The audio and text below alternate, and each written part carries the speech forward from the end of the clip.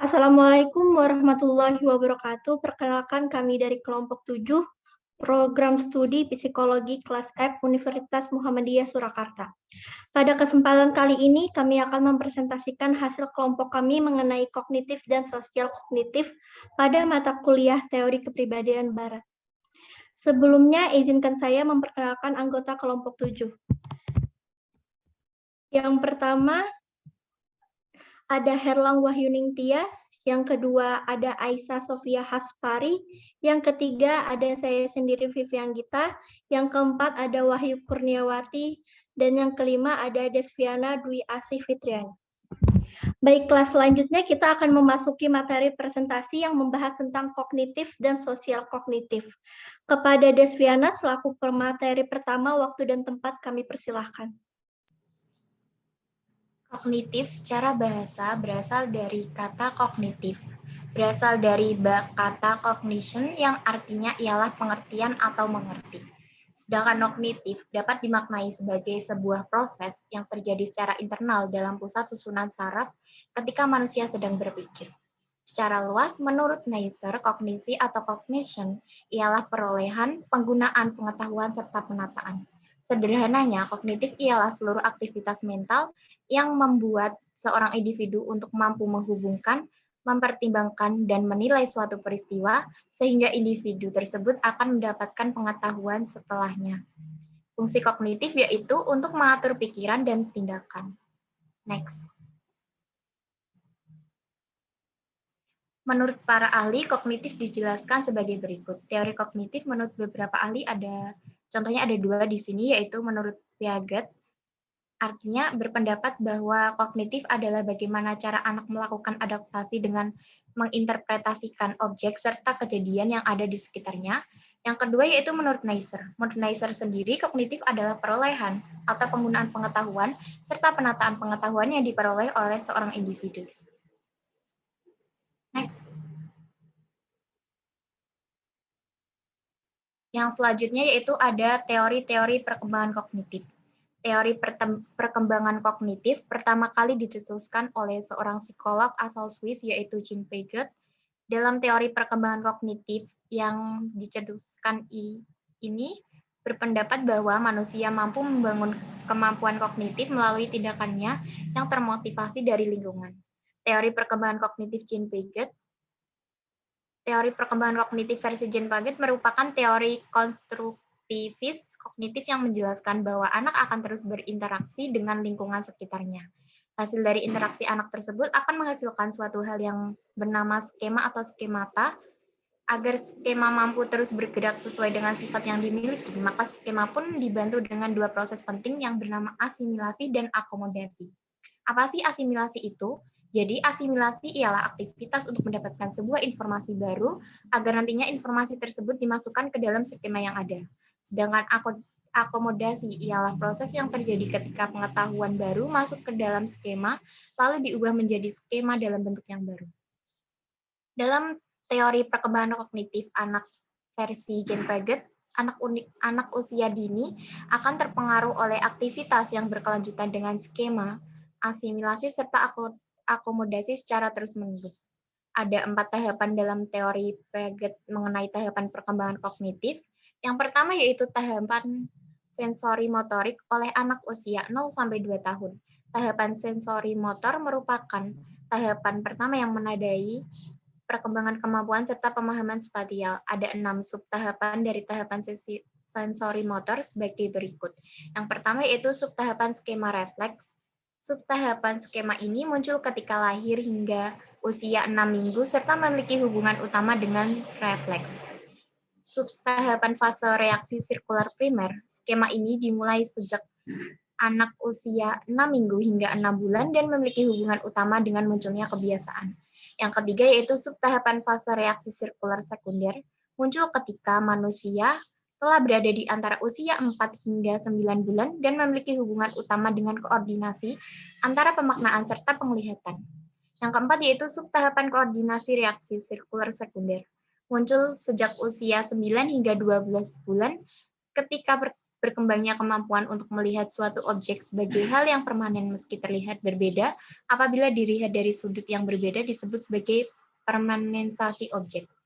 Yang selanjutnya yaitu subtahapan fase reaksi sirkular tersier, muncul sejak usia 12 hingga 18 bulan, serta memiliki hubungan utama dengan penemuan cara baru demi mencapai tujuan.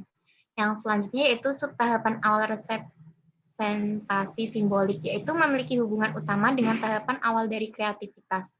Selain teori kognitif yang dicetuskan oleh Jean Piaget, Lev Vygotsky pun turut mengemukakan teori kognitif. Yang selanjutnya yaitu ada tahapan praoperasional terjadi pada usia 2-7 tahun. Dalam tahapan kedua perkembangan kognitif terjadi pada seorang anak dengan rentang usia antara 2 hingga 7 tahun. Piaget berpendapat bahwa dalam tahapan perkembangan kognitif yang kedua ini muncul fungsi psikologis. Yang selanjutnya yaitu tahapan operasional konkret terjadi pada anak usia 7 hingga 11 tahun.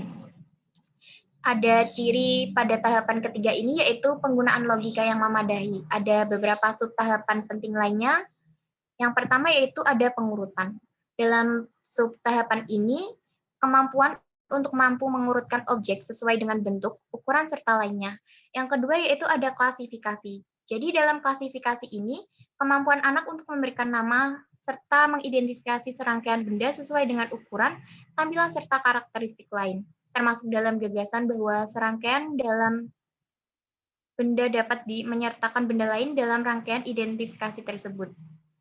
Pada subtahap ini, anak tidak lagi memiliki keterbatasan logika animisme. Yang ketiga yaitu ada desintering. Dalam desintering pada subtahap ini, anak mulai mempertimbangkan aspek-aspek dari permasalahan hingga mampu memecahkannya. Yang keempat yaitu ada reversibility. Reversibility merupakan subtahapan di mana anak akan mulai paham bahwa jumlah atau benda dapat diubah, lalu dikembalikan lagi pada keadaan awalnya. Yang kelima yaitu ada konservasi. Konservasi ialah subtahapan di mana anak mulai memahami bahwa panjang, kuantitas, serta jumlah benda tidak berhubungan dengan tampilan maupun pengaturan dari suatu objek atau benda tertentu. Yang keenam yaitu ada penghilangan sifat egosentris. Penghilangan sifat egosentris, anak akan mampu melihat suatu hal dari sudut pandang orang lain dan tidak lagi memiliki sifat egosentris. Yang terakhir ada tahapan operasional formal terjadi pada anak usia 11 tahun hingga anak dewasa.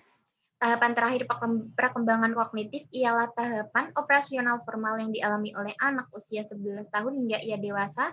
Ciri khas dari tahapan keempat ini adalah anak mampu berpikir secara abstrak serta mampu menalar lebih logis. Sekian penjelasan dari saya. Materi selanjutnya mengenai teori perkembangan kognitif Lev Vygotsky yang akan disampaikan oleh Aisyah. Waktu dan tempat kami persilahkan. Baik, Vivi sebagai moderator, terima kasih.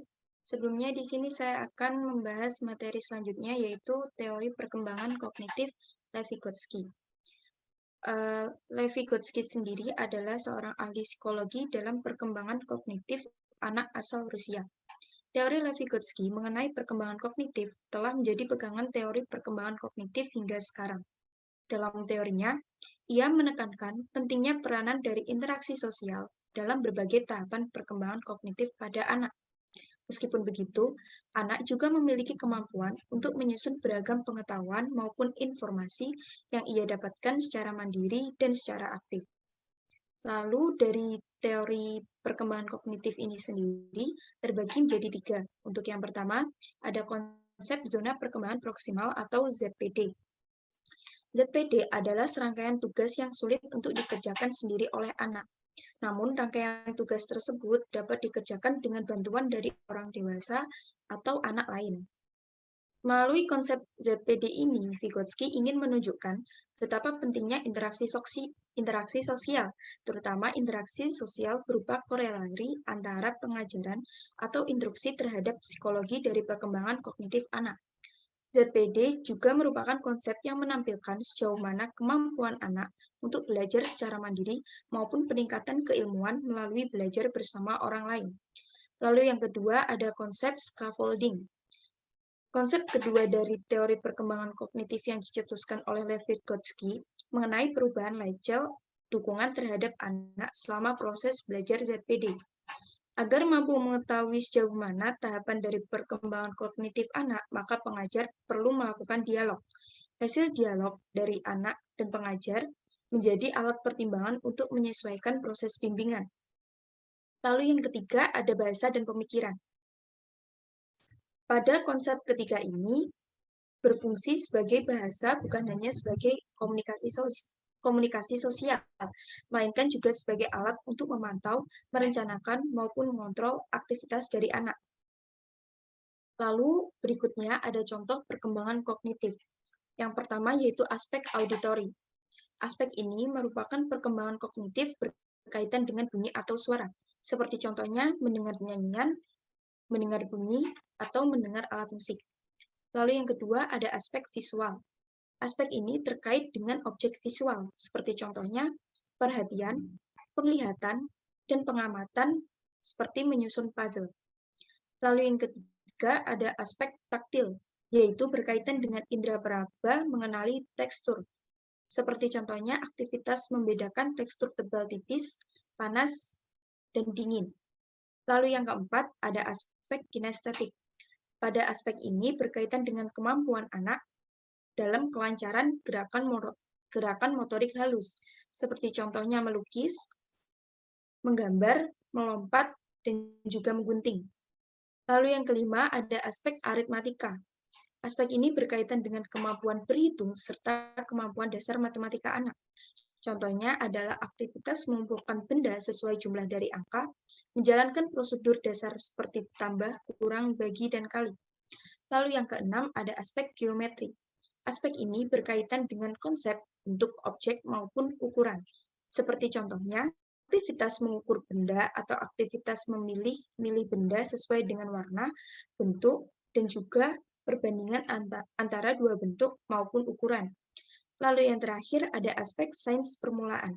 Pada aspek ini, anak dikaitkan dengan belajar eksplorasi, demonstrasi, percobaan maupun pendekatan sains maupun logika. Contohnya, aktivitas menjalankan percobaan fisika yang sederhana, eksplorasi dari berbagai benda yang di lingkungan, serta diskusi mengenai objek maupun fenomena tertentu. Lalu selanjutnya ada dampak, jenis, dan kegunaan kognitif. Dari dampak kognitif sendiri, yaitu yang pertama, memahami dunia, yang kedua, membentuk gambaran, yang ketiga, mengisi kekosongan, yang keempat, berinteraksi dengan dunia. Lalu selanjutnya dari jenis kognitif, yang pertama ada perhatian, kedua bahasa, ketiga pembelajaran, keempat memori, kelima persepsi. Lalu selanjutnya kegunaan dari kognitif sendiri yaitu mempelajari hal baru, membentuk kenangan, dan juga membuat keputusan. Lalu selanjutnya ada kekurangan dan kelebihan kognitif. Kelebihannya sendiri yaitu ada membantu siswa dalam bereksperimen, mengamati lingkungan, dan mengubah menjadi sesuatu yang baru. Lalu yang kedua, ada membantu siswa memahami bahan belajar secara lebih mudah, karena siswa menjadi pelaku aktif dalam teori pembelajaran ini. Lalu yang ketiga, siswa akan menjadi lebih kreatif dan juga mandiri. Namun, dari sisi kekurangannya, yaitu ada prinsip inteligensi akan sulit dipahami oleh siswa, dan pemahamannya akan membutuhkan waktu yang lama. Lalu selanjutnya ada teori ini tidak menyeluruh baik dari pendidikan dasar hingga pendidikan lanjutan. Lalu yang terakhir, siswa akan kesulitan saat menemui dan memahami hal-hal baru yang tidak ia mengerti.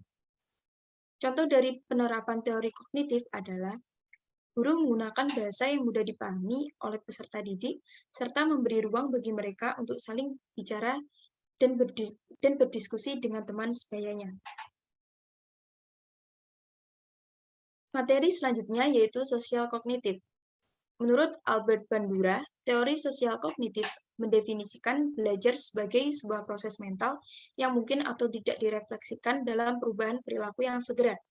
Teori kognitif sosial ini dikembangkan oleh Albert Bandura didasarkan dari berproporsi bahwa baik proses sosial maupun proses kognitif adalah sentral bagi pemahaman mengenai motivasi, emosi, dan juga tindakan manusia. Materi selanjutnya mengenai biografi Albert Bandura yang akan disampaikan oleh Tia selaku pemateri ketiga. Waktu dan tempat kami persilahkan. Terima kasih kepada moderator yang telah mempersilahkan saya untuk menyampaikan materi ketiga. Sebelumnya saya meminta maaf karena tidak bisa on-cam karena terkendala jaringan. Albert Bandura dilahirkan pada tahun 1925 di Alberta, Kanada. Albert menempuh pendidikan perguruan tinggi di bidang psikologi klinis di Universitas Iowa dan mencapai gelar PhD setahun kemudian pada tahun 1952. Setelah menempuh pelatihan postdoktoral di bidang klinis selama 1 tahun, pada 1953 Bandura bekerja di Universitas Stanford, di mana kini ia menjadi Profesor David Starr dalam bidang ilmu pengetahuan sosial. Psikologi Amerika kelahiran Kanada dan pencetus teori kognitif sosial paling dikenal karena studi modelingnya tentang agresi yang disebut sebagai eksperimen boneka Bobo. Sejarah Albert Bandura. Pada awalnya, Albert Bandura dan R.H. Walters mengembangkan proposisi teori belajar sosial dengan menambahkan berbagai prinsip pembelajaran observasional serta peneguhan penggantian atau peneguhan perwakilan. Albert Bandura kemudian mengembangkan gagasan Miller dan Dorat tentang bagaimana perilaku diperoleh melalui sebuah artikel yang dibuat pada tahun 1977. Dalam artikelnya, Bandura menjelaskan bahwa teori belajar sosial menunjukkan sebuah hubungan langsung antara sel efisiensi yang dirasakan seseorang dengan perubahan perilaku. Pada tahun 1986, melalui bukunya, Bandura mengembangkan sebuah teori yang diberi nama sosial kognitif teori. Perubahan nama dari teori belajar ke teori sosial kognitif dimaksudkan untuk menekankan peran utama yang dimainkan kognisi dalam pengkodean dan penampilan perilaku. Pada tanggal 26 Juli tahun 2021, Albert Bandura meninggal di Stanford, California, Amerika Serikat. Beliau meninggal di usia 95 tahun akibat gagal jantung. Virginia Farnes, istri Albert Bandura, meninggal terlebih dahulu pada tanggal 10 Oktober tahun 2011. Dari pernikahan Albert dan Virginia, mereka memiliki 2 orang putri, yaitu Carol Cowley dan Mary Bandura. Next.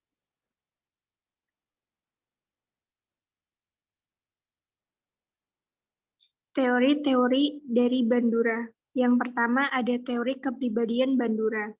Albert Bandura sangat terkenal dengan teori pembelajaran sosial atau social learning theory, salah satu konsep dalam aliran behaviorisme yang menekankan pada komponen kognitif dan pikiran, pemahaman, dan evaluasi. Eksperimen yang sangat terkenal adalah eksperimen Bobo Doll yang menunjukkan anak-anak meniru seperti perilaku agresif dari orang dewasa di sekitarnya. Yang kedua, teori pembelajaran sosial. Pembelajaran sosial yang dikemukakan oleh Bandura telah memberi penekanan tentang bagaimana perilaku manusia dipengaruhi oleh persekitaran melalui peneguhan atau reinforcement dan pembelajaran peniruan atau observational learning. Dan cara berpikir yang kita miliki terhadap sesuatu maklumat dan juga sebaliknya. Yang tiga, teori peniruan modeling. Modeling meliputi proses kognitif dan juga bukan sekedar melakukan imitasi, lebih dari sekedar mencocokkan perilaku orang lain, melainkan merepresentasikan secara simbolis suatu informasi dan menyimpannya untuk digunakan di masa depan. Beberapa faktor seseorang melakukan modeling, yaitu yang pertama, ada faktor karakteristik model yang sangat penting. Manusia lebih mungkin mengikuti seseorang dengan status tinggi, yang kompeten, dan yang memiliki kekuatan. Yang kedua, ada karakteristik dari yang melakukan observasi. Orang-orang yang tidak memiliki status, kemampuan, atau kekuatan lebih mungkin untuk melakukan modeling, anak-anak yang amatir. Yang ketiga, konsekuensi dari perilaku yang akan ditiru. Contohnya seperti melihat orang lain mendapat sentruman yang kuat dari memegang kabel listrik telah mengajarkan suatu pelajaran yang berharga. Next. Ada beberapa faktor yang melemahkan dalam teori-teori ini. Yang pertama, manusia hidup dalam dunia yang tradisional. Yang kedua, teknologi di masa sekarang tidak dimengerti atau dipercaya bahwa manusia dapat mengontrolnya. Yang ketiga, mesin-mesin sosial yang kompleks dengan tingkat birokrasi yang menghambat perubahan sosial. Proses yang mengatur pembelajaran melalui observasi ada 4 tahap. Yang pertama, perhatian. Memperhatikan tingkah laku model untuk mempelajarinya. Yang kedua, ada representasi. Merekam dalam ingatan dengan cara mempresentasikan secara simbolis di dalam ingatan. Yang ketiga, produksi perilaku. Setelah memperhatikan model dan mempertahankan apa yang telah diobservasi, kemudian kita memproduksi perilaku tersebut, mengubah representasi kognitif ke dalam tindakan yang tepat. Yang keempat, motivasi. Pembelajaran observasi dan akan efektif apabila pihak yang belajar termotivasi untuk melakukan perilaku yang ditiru. 4 aspek dari agen manusia. Yang pertama, agen manusia adalah esensi dari kemanusiaan. Yang pertama ada intensionalisme, merujuk pada tindakan yang dilakukan seseorang secara bertujuan. Yang kedua ada visi, dapat menentukan tujuan, mengantisipasi kemungkinan hasil dari tindakan mereka, dan memilih perilaku yang akan menghasilkan pencapaian yang diinginkan dan menghindari yang tidak diinginkan. Yang ketiga ada reaktivitas diri, mempunyai kapasitas dalam proses memotivasi dan mengulasi tindakan mereka sendiri. Manusia tidak hanya menentukan pilihan, tetapi mereka memonitor kemajuan untuk memenuhi pilihan-pilihan tersebut. Yang terakhir ada refleksi diri. Manusia adalah penilai bagi bagaimana mereka berfungsi. Mereka dapat mengevaluasi dampak dari tindakan orang lain terhadap diri mereka. Mekanisme refleksi diri yang terpenting adalah efikasi diri. Bentuk-bentuk dari agen manusia ada 3. Yang pertama ada efikasi diri. Efikasi diri yaitu keyakinan mereka bahwa mereka mampu melakukan suatu tindakan yang akan menghasilkan dampak yang diharapkan. Bandura mengemukakan bahwa efikasi diri adalah keyakinan seseorang dalam kemampuannya untuk melakukan suatu bentuk kontrol terhadap keberfungsian orang itu sendiri dan kejadian dalam lingkungan. Yang kedua ada agen proksi. Proksi meliputi kontrol yang tidak langsung atas kondisi sosial yang dapat mempengaruhi kehidupan sehari-hari. Melalui agen proksi, seseorang dapat mencapai tujuan dengan bergantung pada orang lain untuk memperbaiki suatu objek. Sisi kelemahan proksi adalah dengan bergantung terlalu banyak terhadap kompetensi dan kekuatan orang lain, seseorang akan dapat mengurangi efikasi pribadi dan kolektif mereka. Yang terakhir ada efikasi kolektif. Bandura mendefinisikan efikasi kolektif sebagai keyakinan yang dimiliki manusia mengenai kolektif mereka untuk mencapai hasil yang diinginkan. Dengan kata lain, efikasi kolektif adalah kepercayaan orang bahwa usaha mereka bersama akan membawa suatu pencapaian kelompok.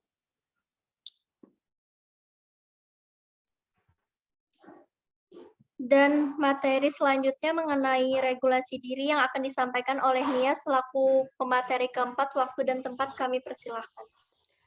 Terima kasih untuk Vivi sebagai moderator telah memberikan waktu kepada saya. Selanjutnya, materi yang akan sampaikan yaitu regulasi diri. Regulasi diri itu adalah saat manusia mempunyai efikasi diri yang tinggi, yakin terhadap ketergantungan mereka akan agen proksi, dan mempunyai efikasi kolektif yang solid. Mereka akan mempunyai kapasitas yang baik untuk dapat meregulasi perilaku mereka. Regulasi diri ini mempunyai faktor-faktor eksternal maupun internal. Faktor eksternal regulasi diri yang pertama, faktor-faktor tersebut memberikan kita suatu standar untuk mengevaluasi perilaku kita. Faktor internal berinteraksi dengan pengaruh personal, membentuk standar individual untuk evaluasi. Yang kedua yaitu faktor eksternal mempengaruhi regulasi diri dan menyediakan cara untuk mendapatkan penguatan. Kita membutuhkan intensif yang didapatkan dari faktor eksternal. Intensif untuk dapat menyelesaikan suatu proyek jangka panjang biasanya datang dari lingkungan dan seringkali dalam bentuk penghargaan sebagai pencapaian tujuan. Akan namun tetapi, penghargaan diri untuk performa yang mengecewakan biasanya berakibat pada hukuman dari lingkungan. Faktor internal regulasi diri. Yang pertama yaitu observasi. Kita harus dapat memonitor performa kita walaupun perhatian yang kita berikan padanya belum tentu tuntas. Selain itu, kita harus dapat memberikan perhatian secara selektif terhadap beberapa aspek dari perilaku kita. Yang kedua yaitu proses penilaian. Proses penilaian membantu kita meregulasi perilaku kita selalu proses mediasi kognitif. Kita tidak dapat hanya mampu untuk menyadari diri kita secara reflektif, namun juga menilai beberapa berharga tindakan kita berdasarkan tujuan. Yang terakhir yaitu reaksi diri. Manusia berespon secara pasif dan negatif terhadap perilaku mereka, tergantung pada bagaimana perilaku tersebut memenuhi standar personal mereka. Materi selanjutnya yaitu perilaku difusi. Ada 3, belum. Yang pertama yaitu depresi. Standar depresi yaitu yang bertujuan untuk personal yang tinggi dapat berakibat ada pencapaian dari kepuasan diri, yang nantinya akan berhasil kesedihan kronis, perasaan tidak berharga, dan tidak memiliki tujuan. Yang kedua yaitu fobia. Fobia adalah ketakutan yang cukup kuat dan cukup bertahan untuk mempunyai efek yang cukup parah dan melumpuhkan dalam kehidupan sehari-hari seseorang. Yang ketiga yaitu agresif. Ada 5 alasan mengapa orang melakukan agresi tersebut. Yang pertama, mereka menghayati korban. Yang kedua, mereka menghindari atau melawan konsekuensi yang tidak diinginkan dari agresi yang dilakukan oleh orang lain. Yang ketiga, mereka mendapatkan cedera atau disakiti untuk tidak melakukan perilaku agresif. Yang keempat, mereka memenuhi standar personal atas tindakan mereka dan menggunakan perilaku agresif. Yang terakhir yaitu mereka melihat orang lain menerima penghargaan atas tindakan agresif atau hukuman untuk perilaku non-agresif. Regulasi diri melalui agen moral. Bandura melihat agen moral memiliki 2 aspek, yaitu tidak menyakiti orang lain dan tidak membantu dan membantu orang lain secara proaktif. Next. Penerapan teori sosial kognitif. Tujuan utama dari terapi kognisi sosial adalah regulasi diri dari Bandura 1986. Untuk mencapai tujuan ini, terapis memperkenalkan strategi-strategi yang dirancang untuk memunculkan perubahan perilaku yang spesifik. Menggeneralisasi perubahan tersebut dalam kondisi yang berbeda. Mempertahankan perubahan tersebut dengan menghindari kemungkinan untuk kembali melakukan kegiatan yang sama.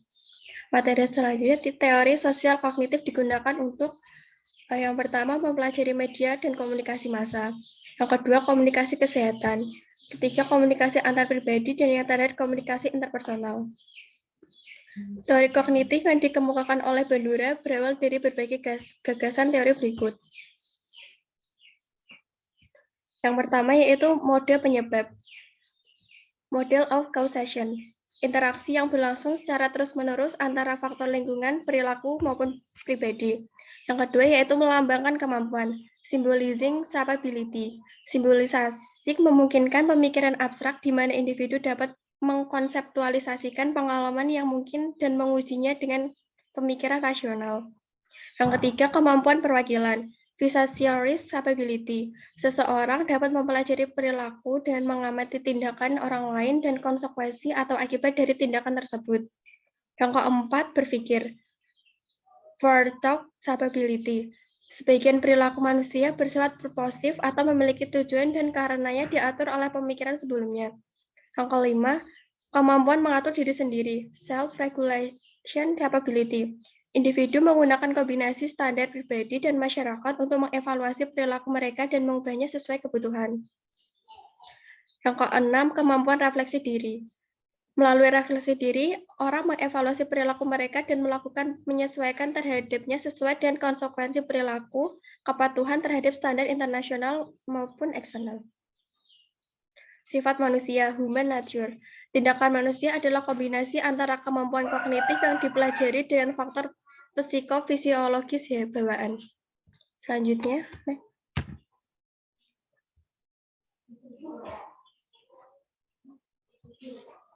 bisa di next.